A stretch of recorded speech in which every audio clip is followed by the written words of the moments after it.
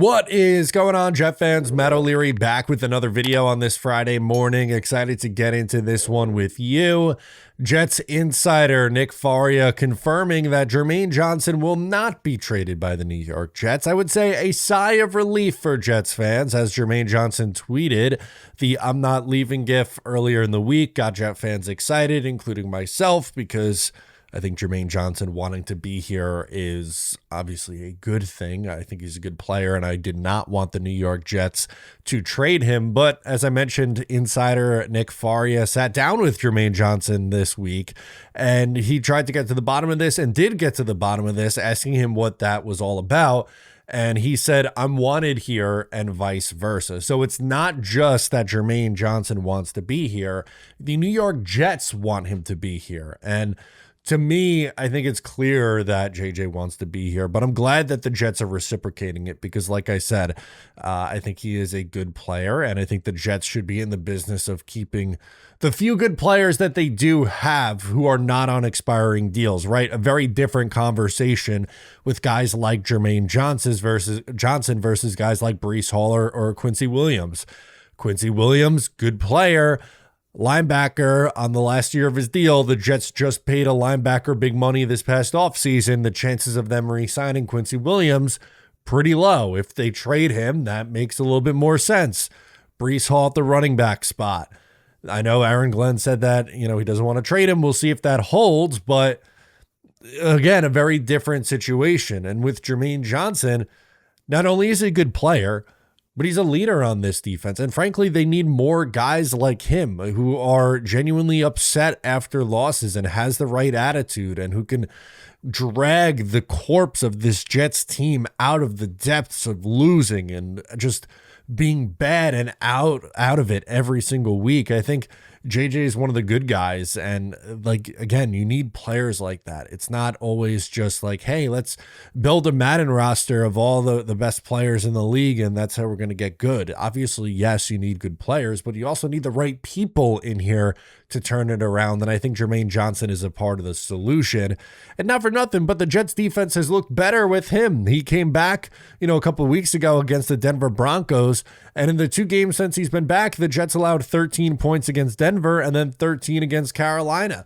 Their 2 best defensive performances of the week. Is it any surprise that the 2 best performances of the season come when Jermaine Johnson's back? No, because of what was there previously. They were running Michael Clemens as a starter in place of him over that time. Guys, do you have stiff joints in the morning, recovery from the gym taking a little bit longer, hair thinning, nails breaking, maybe the skin losing that smooth glow? Well, that's where Bubs Naturals collagen peptides comes in. Bubs helps restore collagen levels closer to what your body naturally had in its youth, so your joints feel stronger, your hair and nails grow healthier, and your skin looks smoother. No junk, 0 sugar, sweeteners, or fillers. There are over 100,000 happy customers. Live better longer. For a limited time, only our listeners are getting 20% off at Bubs Naturals by using code O'Leary at checkout. Just head to bubsnaturals.com and use code O'Leary, and you're all set. After your purchase, they will ask you where you heard about them. Please support our show and tell them our show sent you over. Jermaine Johnson's very clearly their best run defending edge. And I know that's not sexy, but it's important, right? Everyone wants to see, how many sacks do you have? How many pressures are you racking up? All that good stuff. And the pressure numbers have been there despite him, only having 1 sack since he's been back. But I get it. The Jets need to get after the quarterback. They need to do a better job at that. But think of what they were running out there when Jermaine was off the field. It was Will McDonald and Michael Clemens as their edge duo, which on running downs and in running situations, not very good. Will McDonald is a light player. He plays at like 240 pounds. He's not built to be a run defending edge. Michael Clemens, unfortunately, he's a little bit bigger, but unfortunately, we've seen it through the 4 years that he's been here. He consistently over pursues and gets caught out of position. And that doesn't happen nearly as much with Jermaine Johnson. And what do you know? The Jets defense actually looks pretty good because it's the little things like that that make such a big difference. And I think he gets some Calvin Pace comps, which some view that as, a little bit disrespectful to Jermaine Johnson. But I don't agree. I'd argue that it would be a major compliment for Jermaine Johnson to have the Jets career that Calvin Pace had. He was a Jet for 8 years while averaging 6 sacks a season. And I think Jermaine at his best can be more of that 8 to 10 sack guy. So maybe a little bit more pass rush juice than what Calvin Pace had. Although Pace did have a 10 sack season in his Jets tenure and a couple of years with more than 6 sacks. But they're similar in the sense that they set the edge in the run game and they do the little things that don't always show up on the stat sheet. And again, I keep saying it, but I want to emphasize it, that stuff really matters. And with Calvin Pace, the Jets were a top 10 defense in points 3 times and a top 10 defense in yards 6 times out of the 8 years that he was here. Was he the best player on those Jets defenses? No. He was outshined by stars like Darrelle Revis and, David Harris when he was here and Bart Scott. But, a really damn productive player for a long time. And I think you kind of make that same case with Jermaine Johnson.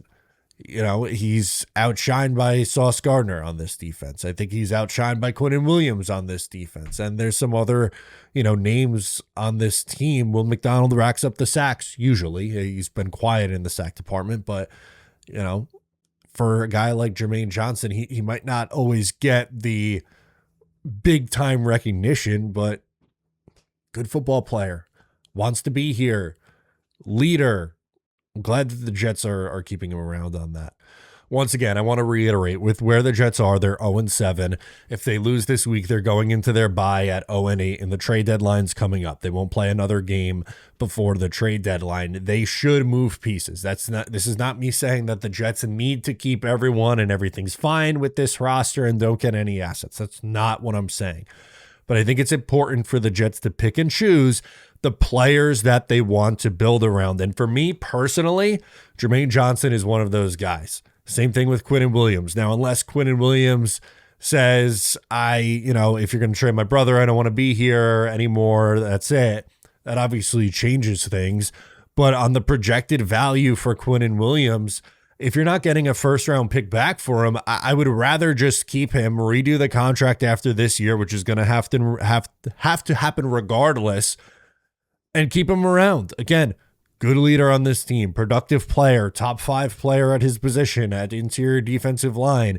Are the sack numbers there always there? No. Is he their best run defending player? Yes. Is he still a top 5 player at his position? Yes. Does he do the little things that don't always show up in the box score? Yes. And guys like Quinnen Williams and Jermaine Johnson, they play a position where you see players play into their 30s and well into their 30s. It's not like corner. It's not like running back. It's not like wide receiver where a lot of times, a guy reaches 30 years old and that's, unfortunately the beginning of the end. I think for Quinnen Williams, he probably has another 5 good years left. Jermaine Johnson, I know he was a little bit of an older prospect when he was drafted, probably has another 5 good years left. Be the team that keeps your good players. You can't just continue to trade everyone and expect things to get better for lottery tickets. The Jets have a lot of draft picks regardless right now. They need to probably add a couple more with, in the mid rounds with the Breece Hall or Quincy Williams trade. And then you can get creative and packaging picks together to move up because you don't have a 3rd round pick right now because of the Hassan Reddick trade. Or you could trade one of your day 3 picks for an already established player. We've seen the Jets do that with, Briggs and Phillips and Brownlee. That's 3 times in 3 pretty good trades. Can they do that and try to find someone on the offensive side of the ball? Maybe it's a depth receiver that they do in the offseason.